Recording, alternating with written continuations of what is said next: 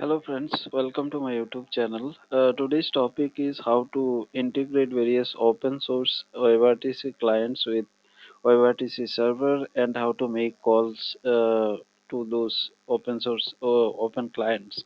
So basically the most popular open WebRTC clients are like cPML and JSIP.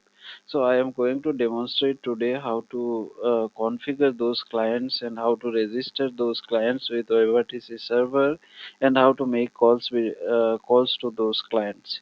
So before starting this demo, let me show you. I have uploaded another video related to WebRTC.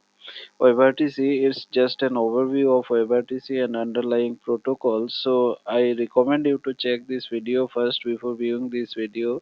So it will give you a good idea of how WebRTC works and how the underlying protocol, WebRTC protocol works. Then it will be easy for you to understand all this. So, yes, if you check my earlier video, you will find that it's just like a SIP communication. So, I recommend you to check these videos as well. So, you will get a good idea of the SIP protocol as well. So, it will be easy for you to understand why those configurations are done on open clients. So, friends, let's start today's topic. So as I mentioned, the most popular open source OverTC clients are like cpml5 and JSIP. So I will be showing you how to use those clients. So if you go to Google and search for cpml5, you will find so you go to cpml5 live demo. So in live demo, you will it will come like this. So here you have to configure the client. Now, before configure the client, you have to set up your WebRTC server. So I have already set up one WebRTC server here. It's an open SIP based WebRTC server. So I have configured one client 2004 in WebRTC server. So what information you require here is the username, password. It's just like as I mentioned in my earlier video, it's just like a SIP communication over WebSocket. So from browser, you are just registering one SIP client. So it's like registering a soft phone. So whatever info you required here, required for soft phone, similar info you have required here as well. So the registration you require username, password, and the server IP. So this can be a IP or a domain. So here you can set display name anything. Then you have to set the username. Then the public identity here is a cpml5 configuration. So here I have set is the CPURI. So this is my WebRTC server here. Then I put the password for this specific client, and this is my realm. Realm is the server IP. So for cpml5, you have one expert mode where you have to configure the WebSocket details. So here it asks for the WebSocket details. So here WebSocket I am using a secure WebSocket. So it's WSS. You can have WS also. It's based on the server WebRTC server. It depends on the WebRTC server configuration. So I have done a WSS secure WebSocket. So I put WSS. Then you have to put the server IP and the port number. The default port is for 443, but here any port number is possible. You can configure here. So here I put the WebSocket server name. Then it's the outbound proxy. So here is SIP details. So if your server is running on 5060, you can put it like this. Then here comes the ICE server details. So I recommend you to check my earlier video to understand what is ICE server and why it's required. So if you have configured one STAN or TAN server separately, you can put the URL here.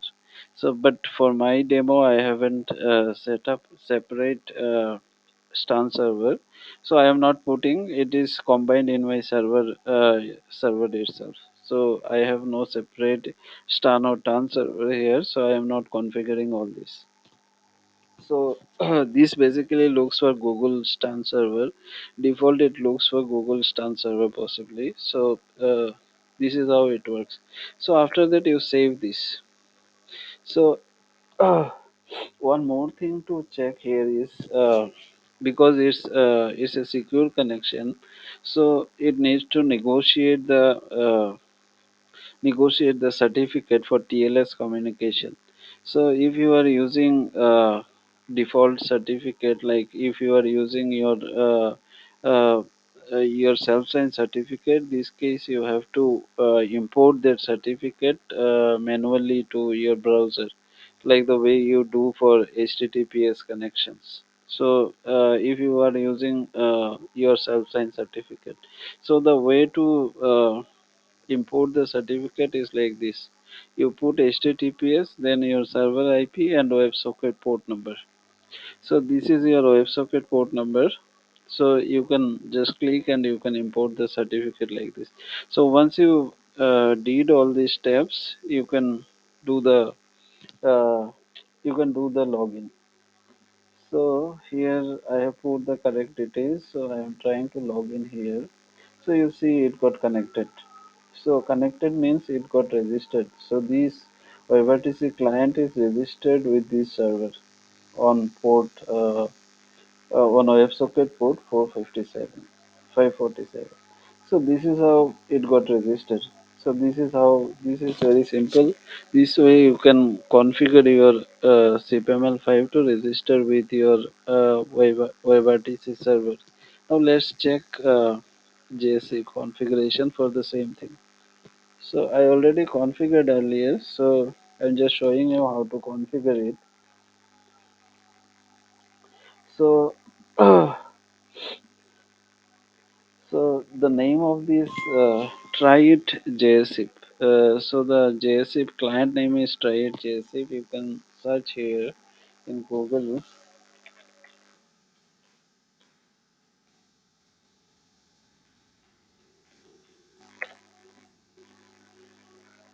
So you already get it. So this is your try it URL. So you can go to your try it URL, and here is the configuration settings page. You can go and you can configure it like this. So here you have to put the CPURI, then password, then similarly your WebSocket server, then your register server, then your authentication username, then you can do OK. So once you do OK, you can put your display name here. So once it's done, you can do this, and it will get registered. If it registration fail, you will get a pop-up that registration failed. So but here I put all the details exactly as required, so it got registered to my server.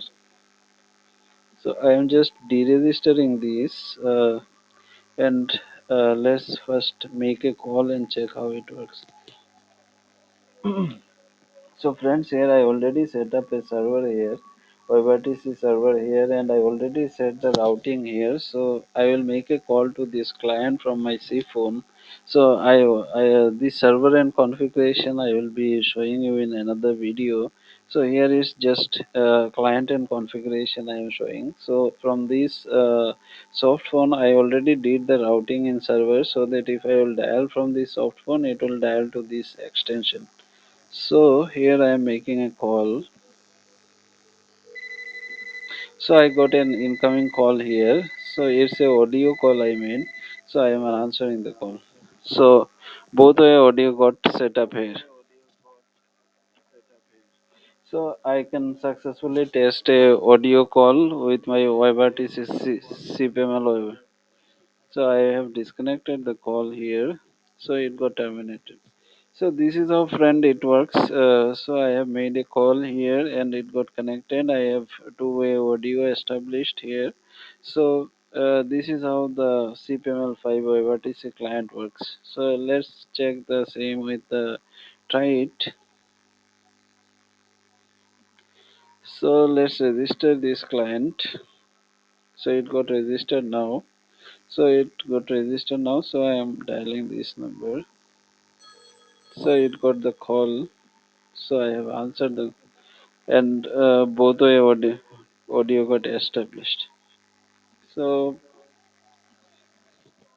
yeah, so I disconnected the call. So these clients are very useful when you are trying to build a new WebRTC client.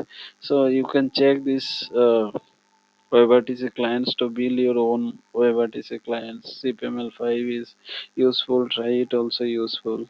So these are very popular and well-known WebRTC clients, and these are helpful for testing as well as for development purposes. So, friends, thanks for watching. This is all about how to integrate WebRTC clients. In next video, I will be showing you how to debugging calls, how to debug your WebRTC clients. So all this I will be showing in my next video. So for this video, friends, if you liked these videos, please don't forget to subscribe to my channel so that you will get the latest updates. So subscribe here and you will get your notifications here when I will be uploading a new video. So